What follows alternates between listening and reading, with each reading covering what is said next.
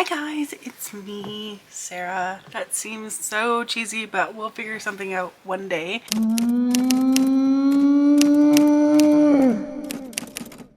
I am posting this little disclaimer before the main event video, only to say that I am filming myself while I edit. I went on this giant half-an-hour rant about body image, and it stemmed from wanting to be sustainable in my business and how I haven't been sustainable and how that looked for me and how I'm planning to change it. But it turned into a conversation about being plus size and finding clothes that fit nicely or feel good or are at a good price. I noticed while I was editing the video, I do kind of brush over things that don't have full descriptions or knowledge behind them. If there's something in this video that isn't right or you would like more clarity on, please let me know. I have no problem going back and having to clarify points that I'm making. I also just want to put a disclaimer that there is conversation about weight gain, weight loss, body image, how I deal with it. I am speaking in a more positive light. I do bring up a very thin person in this with the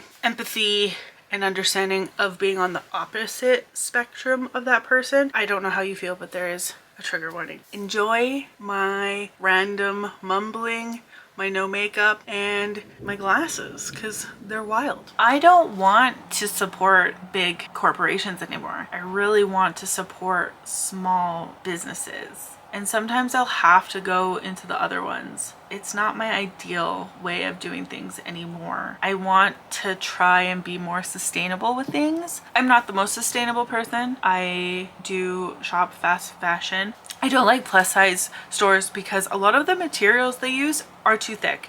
I bought this beautiful yellow dress one year for summer and it was so hot. And it was like when I started gaining weight again after I quit smoking. It was so hot and it was so uncomfortable, and it wasn't like a comfy, flowy dress that I thought it was going to be. And when you go from being like a straight size to a bigger size, clothes don't fit you the same. You wear different materials when you get bigger. All that to say, it was not very sustainable in my wardrobe for a long time. And there's so many arguments you can bring in to this conversation, but ultimately there's a give and take of places. Straight size ladies can go into a store and go shopping and find stuff that is not too bad of a price. And most of the time, if you're getting them at malls and stores, they're not as sustainable. These fast fashion stores that plus size women shop at, like myself, who wants to also buy a $15 pair of pants that don't need to be the best made pair of pants because I work from home. Pants, joggers, leggings, these things from the plus size stores are overpriced. And if you're going through a health transformation or a body transformation like I am, buying $100 pair of pants is not feasible. There has to be a conversation about this. People are very frustrated that these fast fashion brands are in the thrift stores. But you guys, that's how I knew that this brand was the brand that I wanted to shop at, because people were giving them away because it doesn't fit somebody's body right, but it might fit somebody else's body right. And you're buying it from the thrift store, and yeah, it's inundating it, and skinny people are fucking pissed off about it. But me, I'm finding dresses and clothes that fit me nice. Fat girls are being shamed, and I'm not standing for it anymore. That all to say, I want to be as sustainable in other ways of my life in order to make up for that. I want to be honest with that. I'm not going to be shamed. And there's some people who like really talk about this, and like there is an understanding alongside this sustainable conversation that big girls do not have the same accessibility. We just don't. You can sit there and shame us and say lose weight, you shouldn't be fat, blah blah blah blah blah, but listen to me right now. There is different sized bodies. There's different sizes of health, and there's different sizes of the way we're all supposed to be. We come from so many different backgrounds, guys, that not everybody is meant to be as tiny as Ariana Grande and all these other ladies. And I say Ariana because I love Ariana, and I think she also is part of the conversation of body shaming and telling people how they're supposed to look. It doesn't matter if you're as big as, I don't know who the biggest woman is or biggest man is, or as skinny as the skinniest man or skinniest woman. If you're on these spectrums, there's a reason that they're there, and sometimes it's things that they can't help. They really can't.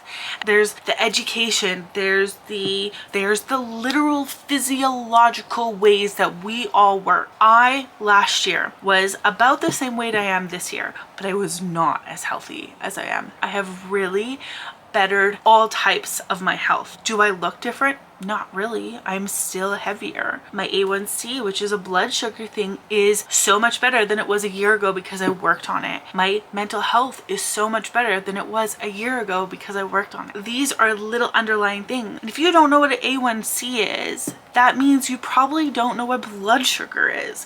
And you probably don't know what foods cause your blood sugar to spike. And this is a whole ass education that we all need to go on in order to live a healthy life.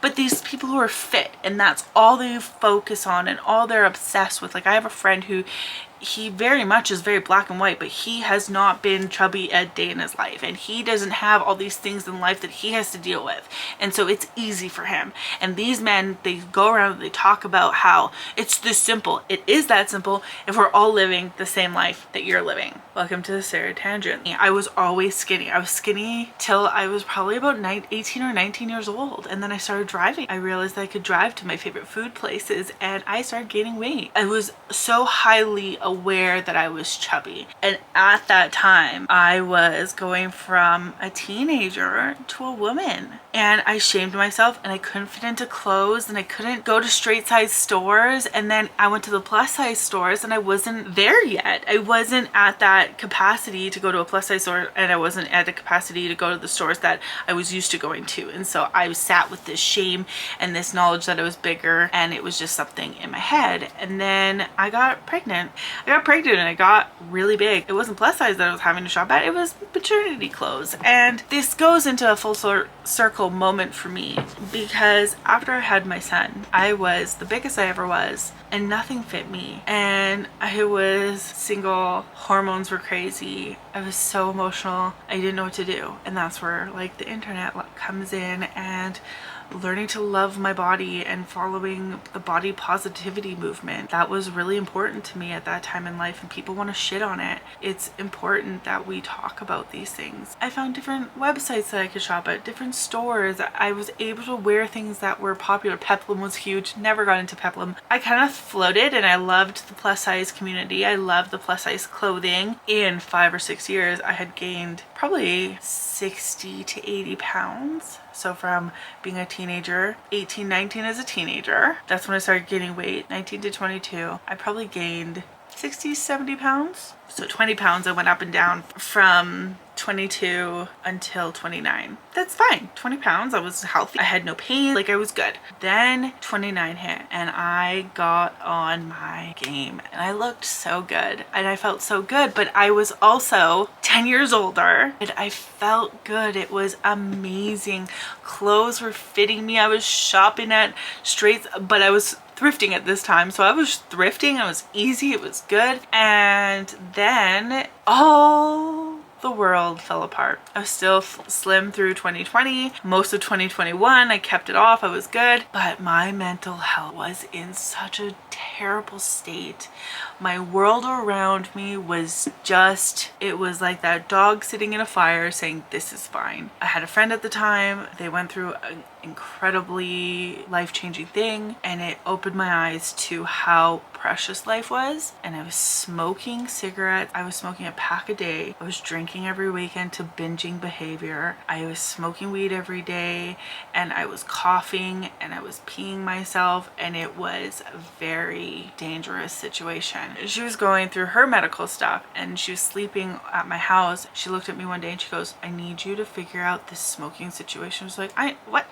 We smoke all the time. She goes, you woke up almost every hour on the hour coughing, and I'm worried for you, and I think it's something you need to look into. And I was like, you're right, I need to figure it out. I could get defensive and I could whatever, but I was like, you're right. And I really needed to like get shit under control. So I made the decision to try and quit smoking, and that was the hardest thing I've ever done. And it took about 2 years from that decision to now for me to kind of be like, but I lost that friend. I lost a lot of friends. There was fires everywhere. I was mentally just lost. And the thing is that people smoke cigarettes and they think it's just like, it's not a big deal, I'm not getting high. It is still a coping skill, a negative coping skill that's not great. So I quit smoking, and I knew I was going to gain weight, but I also knew that I knew how to take it off. What I didn't account for when I quit smoking was the mental toll that it was going to take on me, because I needed to learn new coping skills,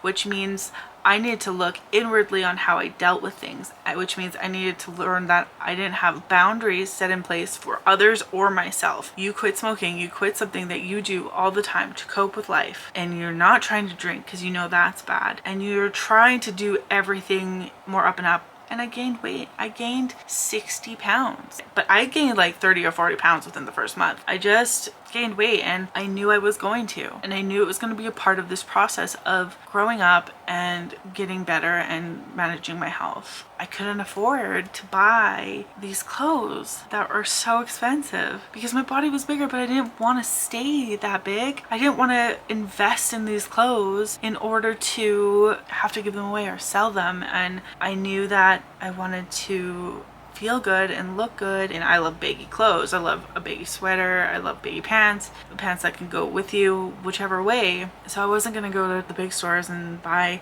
$80 sweatpants. I was gonna go online, and that's what I did. This conversation started for sustainability because I want that into my business, but there's a reason why I want to be sustainable, because I had to use this. And when I did go thrifting as a bigger girl, I found the fast fashion. I just know that if you can't do it in one way, try it in another way. And we can't shame people for the way that their lives have led them. And there's a lot of people that can't afford to buy a bunch of new clothes, and so the only place they can go is thrift stores.